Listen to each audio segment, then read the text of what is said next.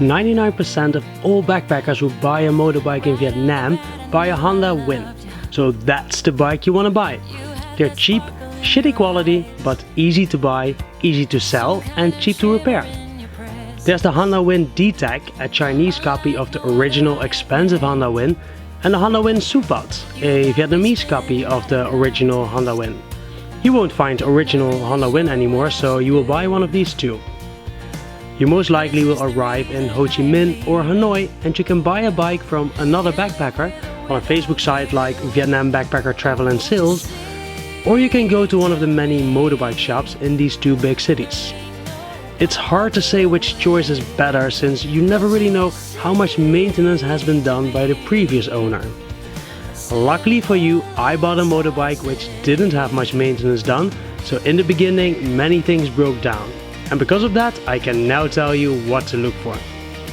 Since motorbike repairs are super cheap in Vietnam, there's really no reason why anything should be broken when you buy the bike. Number 1.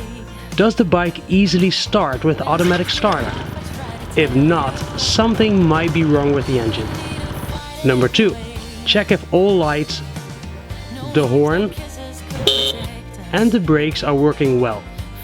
Vietnam is a hectic place, so you want these things to work well. Number 3. I had many engine problems in the beginning because one of these 4 bolts was unable to stay tight. When they repaired the bike, they didn't repair that specific bolt 3 times, and 3 times my engine broke down again. So if you have the possibility, it might be worth with a socket or a spanner just to check if all are tight. Tips for when you are on your way. Carry 2 adjustable spanners with you, or 2 other tools that make it possible to adjust any bolt on both sides at the same time. Your chain has to be tightened every 300 to 500 kilometers. If you don't do this, your chain might jump off. With your spanners, you only have to open this bolt, and then you can adjust the wheel by adjusting the 2 little bolts on the back.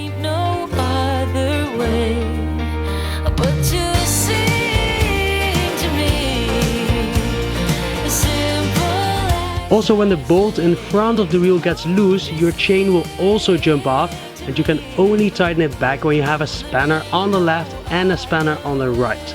That's why you should carry 2. I didn't in the beginning, and I got stuck in the middle of nowhere not being able to repair my bike. It has also happened a couple of times that I was in an area without motorbike shop and that the vibration of the bike loosened one of the many bolts on the bike, which luckily with my spanners I was able to tighten again. What also really helped me was a USB charger that I bought in a phone shop in Vietnam and asked a motorbike shop to put on. I use my phone all the time for navigation. Maintenance. Since these Hondas do not have an oil filter, the dirt will stay in the oil in the engine, and that's why you have to do an oil change every 400 to 500 kilometers. At the same time, you should let them tighten your chain, if necessary, and also oil the chain. For an oil change, you'll pay around $4. To adjust the chain, around 50 cents. And if things go very wrong and your cylinder in the engine breaks, you still only pay around $20 in total. Last but not least, if you count on stopping every 200 to 250 kilometers at a gas station, you should never run out of gas. These are about the most important things you should know. Oh, and of course, wear protective clothing. At least a long pants and a shirt with long sleeves. Because, trust me, I've seen many young backpackers with bruises because they had a little bit too much trust in their environment and their own driving skills. Don't be one of those.